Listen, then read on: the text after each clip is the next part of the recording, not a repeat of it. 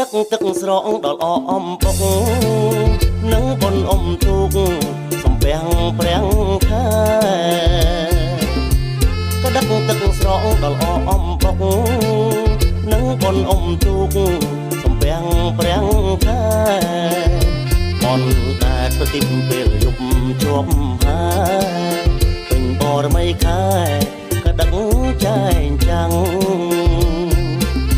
ស្រូវស្រែចេញស្រងទឹកចុងចូលបឹងចូលទន្លេស្ទឹង